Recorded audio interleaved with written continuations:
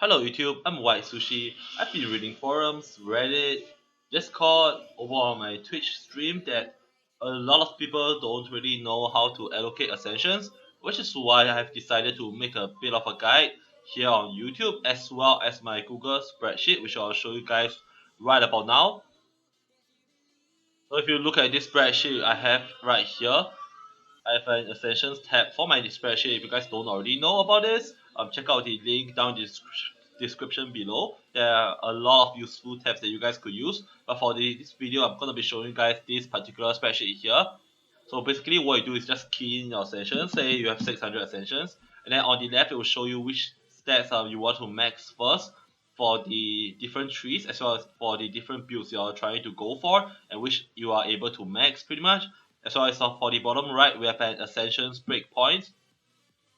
Basically, it tells you some of those noteworthy Ascension, I don't know, tiers where you can kind of get a bit of more of your out of your towers, out of your hero damage. I will eventually be color coding the example as well, but I kind of ran out of time, so I didn't do it right now. But this example is basically how you wanna do it on the character such as the Squire.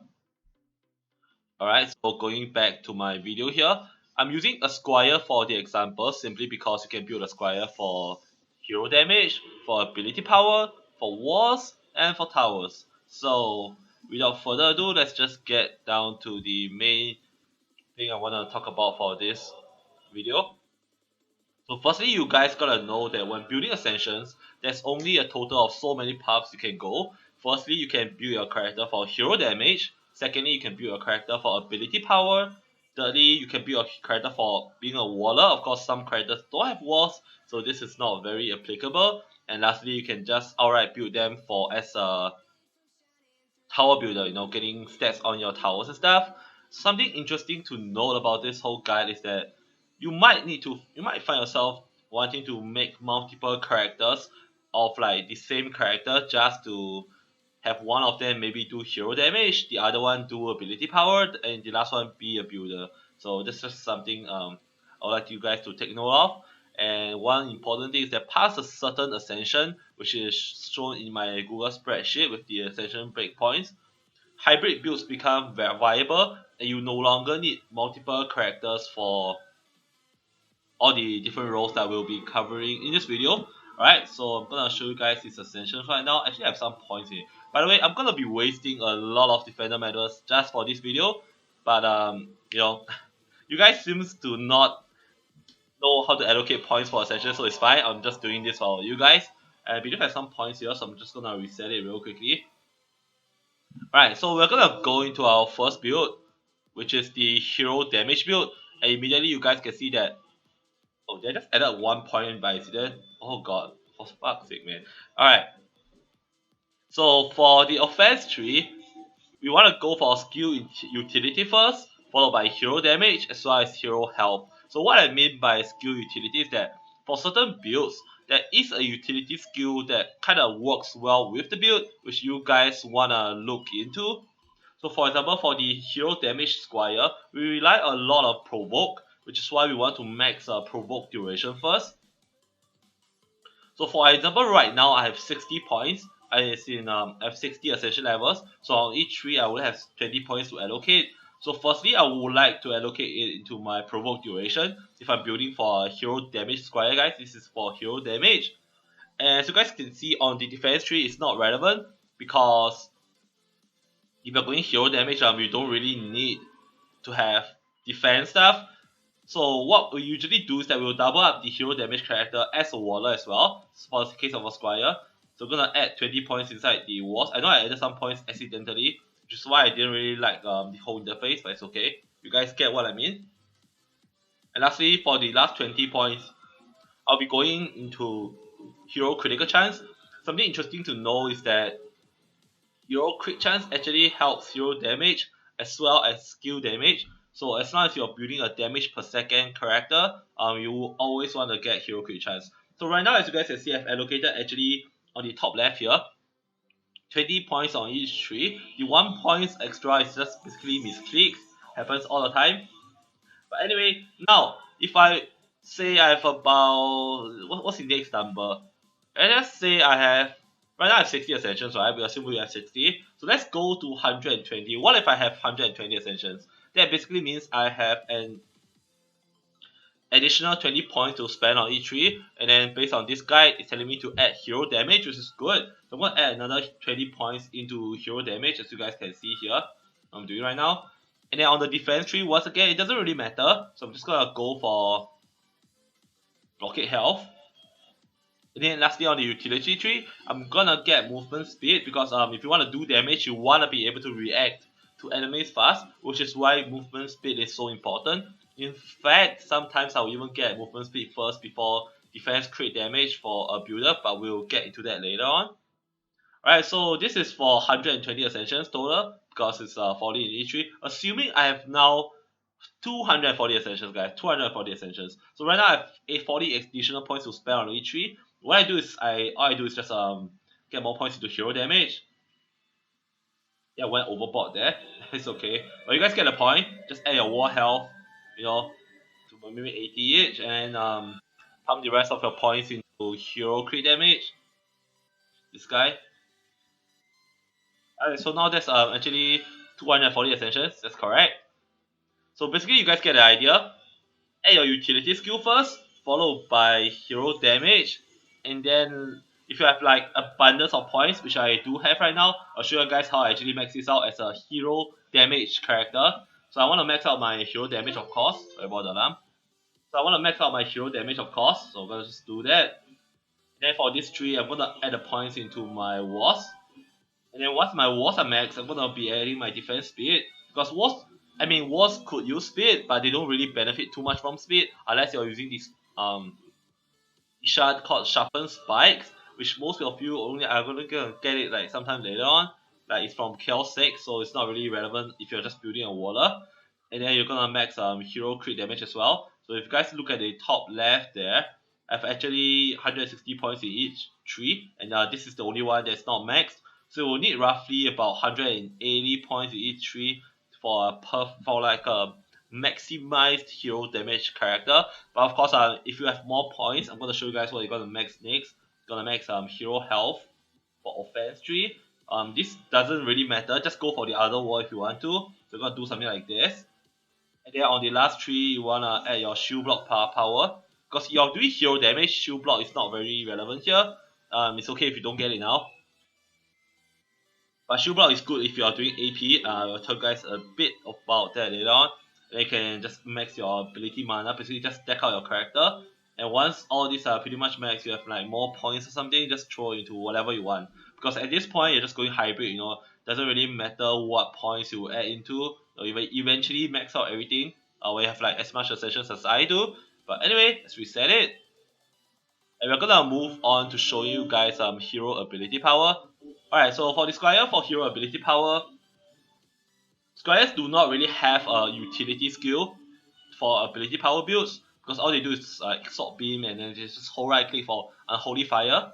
So what you want to do is to just skip skill utility as shown on the interface, go straight for skill damage, and the skill I'm gonna be using in this case is sword beam damage. So let's just add assuming I have only 60 ascensions, add 2 points into that.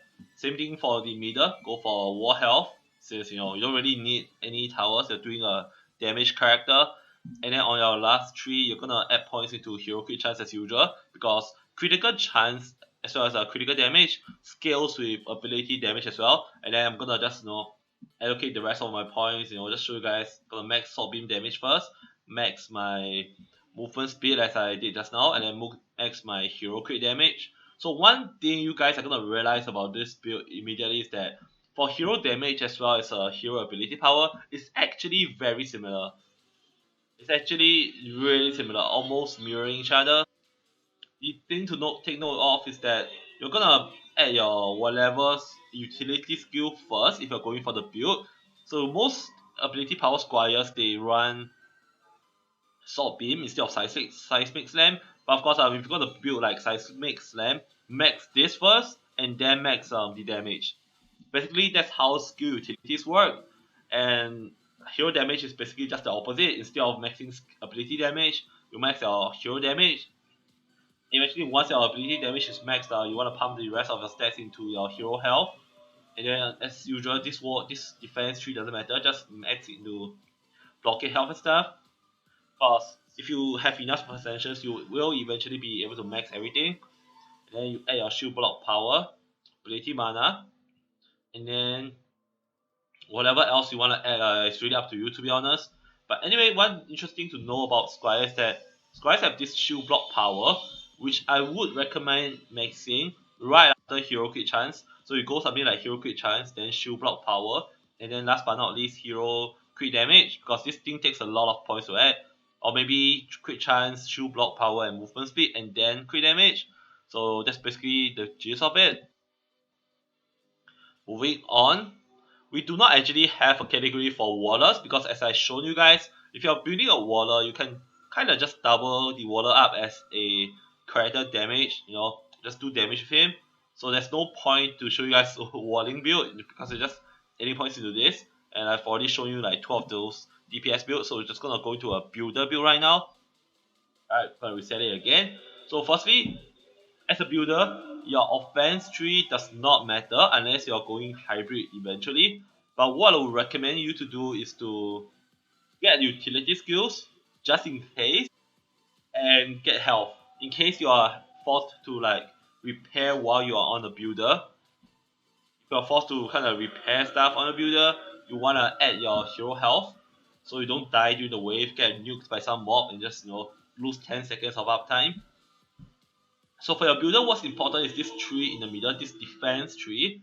And I would just like to say that there's actually two parts for this. But anyway, firstly, you always want to max defense speed. As long as you're building, as long as you're going for tower builds, always max defense speed first. This is the first thing you want to max with your first 20 points, assuming you have 60 ascensions. And then for this first 20 points in the utility tree, you want to max defense crit chance. This is compulsory.